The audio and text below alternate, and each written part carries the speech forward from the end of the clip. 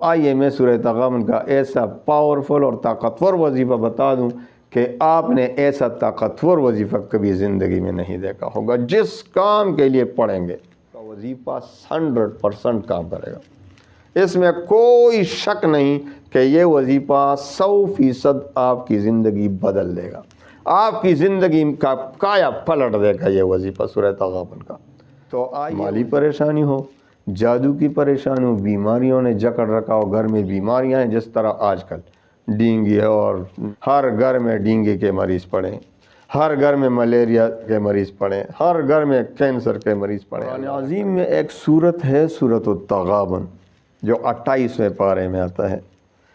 وہ سورت اتنے فضائل رکھتا ہے کہ لوگوں کو اس کا کچھ پتہ ہی نہیں، اس میں اتنی فضیلت ہے، اس کے اتنے معجزات، اتنے کمالات ہیں کہ آپ نے کبھی اس کا ملاحظہ نہیں کیا، آپ نے کبھی تجربہ ہی نہیں کیا۔ چلو تجربے کے لیے کرو۔ سورہ تغابن کا میں ایک طریقہ آپ کو بتا دیتا ہوں، میرے طریقے کے مطابق آپ نے عمل کرنا ہے اور پھر دیکھنا ہے کہ انشاءاللہ العزیز 3 دن میں آپ کی ہر حاجت پوری ہوگی۔ خواہ آپ کی حاجت ممکن ہو ناممکن ہو، اس کو چھوڑ دیں۔ ممکن ناممکن اللہ کے سامنے کوئی نہیں، کوئی حیثیت ہی نہیں ناممکن کی۔ اللہ تعالیٰ کے سامنے سب چیزیں کیا ہے؟ ہر کام کیا ہے؟ ممکن ہے۔ بلکہ اللہ انما امرہ اذا اراد شیئا ان یقول لہ کن فیکون۔ سورہ یاسین میں اللہ فرماتے ہیں، اللہ تعالیٰ کی شان یہ ہے کہ بس وہ فرما لیتے ہیں کن، بس ہو جاتا ہے۔ لیکن مفسرین کہتے ہیں یہ کن بھی اللہ کو کہنا نہیں پڑتا، یہ ہمارے سمجھانے کے لیے فرمایا ہے۔ اللہ تعالیٰ جس چیز کا بس ارادہ فرما لیتے ہیں بس وہ ہو جاتا ہے نا۔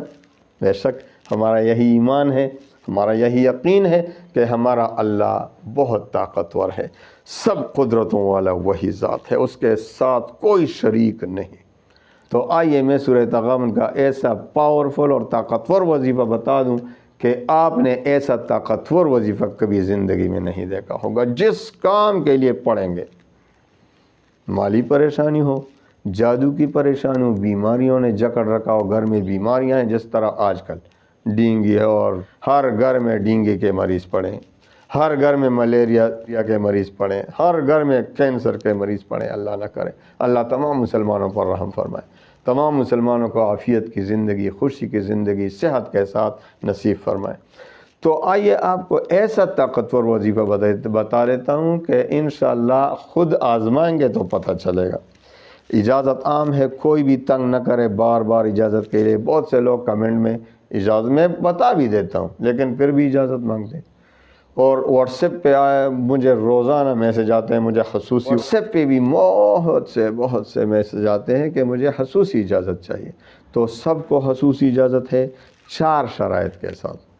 4 شرائط پر عمل کرنا مسلمان کے لیے ویسے ہی ضروری، صرف وظیفے کے لیے نہیں، لیکن اگر کوئی آپ کو اجازت دے بغیر ان شرائط کے، آپ میں یہ شرائط نہ ہو اور آپ کو 1000 اجازت بھی دے تو وظیفہ کام نہیں کرے گا۔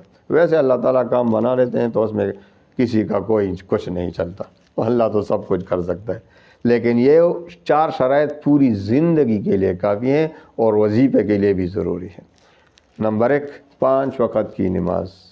5 وقت کی نماز فرض ہے، تو جو 5 وقت کی نماز نہیں پڑھتا اللہ تعالیٰ اس سے ناراض ہو جاتا ہے۔ جب اللہ تعالیٰ ناراض ہو جاتا ہے تو وظیفہ قبول کرنے والا اور پھر کوئی اور ہے جو وظیفہ قبول کرے؟ ہمارے کام کون کرے گا؟ ہمارا حاجت روا کون ہے؟ ہمارا مشکل کشا کون ہے؟ اللہ ہے۔ جب اللہ تعالیٰ کو خدا نخواستہ ناراض کر رہے ہیں، وظیفہ پڑھ رہے ہیں، تو 5 وقت کی نماز اللہ کے لیے پڑھا کریں، ضروری ہے، فرض ہے۔ آخرت میں سب سے پہلے پوچھ بھی اسی نماز کے بارے میں ہوگی، سوال بھی ہوگا پہلا۔ تو نماز کی پابندی نمبر 1۔ نمبر 2، اور اس کے حلال کی طلب، کہ جس پیٹ میں، بھائی حدیث میں آتا ہے جس پیٹ میں حرام پڑا ہو اس کی دعائیں قبول نہیں ہوتی۔ لباس حرام، پیٹ میں حرام، آج کل تو بہت ہر طرف مسلمان دھوکہ، فراڈ، دھوکہ دہی، اسی طرح جھوٹ، اس طرح مال حرام، یہ تو ان کا پیشہ بن گیا ہے۔ تو وظیفہ کیسے کام کرے گا؟ دعائیں کیسی کام کریں گی؟ تو حرام، مال حرام سے بچ کر رہیں، رزق حلال کی طلب کریں۔ نمبر 3، شرط نمبر 3، اللہ تعالیٰ پر یقین اور اعتماد کامل، کیونکہ جس کو اللہ پہ اعتماد نہ ہو، اللہ تعالیٰ فرماتے ہیں، حدیث قدسی ہے، حدیث قدسی میں آتا ہے کہ اللہ تعالیٰ فرماتے ہیں میں اپنے بندے کے ساتھ اس کے ظن، اس کے گمان کے مطابق معاملہ فرماتا ہوں۔ تو اب جو بندہ اللہ پر یقین و اعتماد کامل کے ساتھ وظیفہ پڑھ رہا ہے، دعا مانگ رہا ہے، اللہ پہ یقین ہے کہ اللہ تعالیٰ میری دعا رد نہیں فرمائے گا، وہ بہت مہربان ہے اپنے بندوں پر، 70 ماؤں سے اس زیادہ مہربان ہے اپنے بندے پر، تو اس کی دعا اللہ تعالیٰ سن رہا ہے، اس کا گمان اس کے دل سے خبر ہے کہ اس کو مجھ پر کیا گمان ہے، کیا یقین ہے، تو اللہ تعالیٰ اسی گمان، اسی یقین کے مطابق اس کی دعا، اس کا وظیفہ قبول فرماتے ہیں، معاملہ فرما لیتے ہیں اسی مطابق۔ اور اگر خدا نہ خواستہ ایک بندہ دعا بھی مشغول ہے، وظیفے اتنے بڑے بڑے وظائف پڑھ رہے ہیں، محنت اٹھا رہا ہے، لیکن شک ہو رہا ہے کہ یار وظیفہ تو کام نہیں کرتا، میں نے تو سال ہر سال سے کئی وظائف پڑھے ہو لیکن کام نہیں کر رہا، لیکن چلو یہ بھی پڑھتا ہوں، تو حدیث میں بھی آتا ہے کہ دعا کی قبولیت کے لیے سب سے مانع بات یہ ہے کہ وہ یہ یقین کرے کہ میری دعائیں قبول نہیں ہوتی، تو اللہ تعالیٰ تو اسی ظن کے مطابق اس کو حوالہ کر دیتے ہیں، اسی ظن اسی گمان کے مطابق معاملہ فرما لیتے ہیں۔ اس لیے آج کل لوگوں کے وظائف کام نہیں کر رہا، اس کو شک ہو رہا ہے، اللہ پہ شک کو دور کریں، اللہ پر یقین کامل بنائیں، تو پھر انشاءاللہ کوئی وجہ نہیں کہ آپ کی دعا قبول نہ ہو، آپ کا وظیفہ کام نہ کرے۔ تو چوتھا اور آخری شرط جو زندگی کے اصول میں ہیں کہ وظیفے کا تلفظ ٹھیک ہو۔ آپ قرآن کو صحیح طور پہ پڑھنا ویسے ہی ضروری ہے، فرض ہے کہ ہر کوئی اس قرآن کو صحیح طور پہ پڑھ سکے۔ ساری دنیا کے علوم کے لیے ہم کتنا محنت کرتے ہیں، ہم کاریگری سیکھتے ہیں، ہم مکینیکل انجینئرنگ سیکھتے ہیں، باہر ملکوں کا سفر کرتے ہیں اس کے لیے، دنیا کے لیے، لیکن قرآن قاری صاحبان فری میں بیٹھے ہیں کہ آؤ ہمارے ساتھ سیکھ لو قرآن عظیم۔ تو قرآن پاک کو سیکھ لے عورتیں کسی عورت کاریہ کے ساتھ یا اپنے کسی محرم کاری کے ساتھ، جس سے نکاح نہیں ہو سکتا محرم، اور مرد حضرات کسی مدرسے میں کسی قاری کے ساتھ، مسجد میں کے امام کے ساتھ جو صحیح طور پر پڑھ سکتا ہو، قادر ہو تجوید پر، اس سے قرآن عظیم کو صحیح طرح سے سیکھنا ہے۔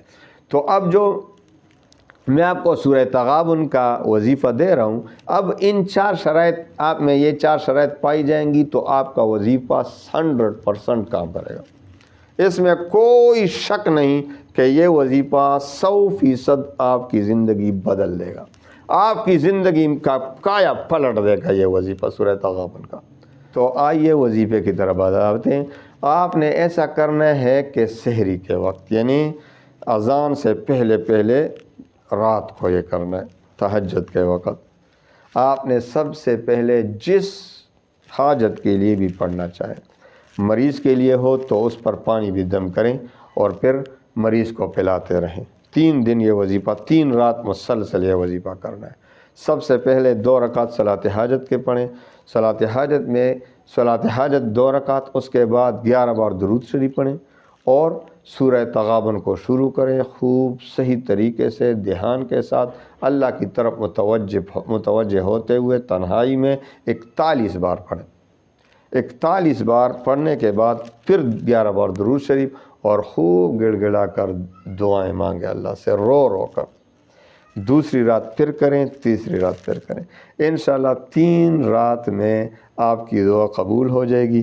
مریض کے لیے ہوگا تو مریض کو شفا ملے گی، اور جس حاجت کے لیے، مقدمے کے لیے، جنات کے لیے، جادو کے لیے، قرض کے لیے، مالی پریشانی کے لیے، یعنی جو بھی اللہ سے آپ حاجت مانگ رہے ہیں اسی حاجت کے لیے دعا مانگتے رہیں۔ انشاءاللہ 3 راتوں میں آپ کی دعا ضرور قبول ہوگی اور آپ کا بیڑا پار ہو جائے گا۔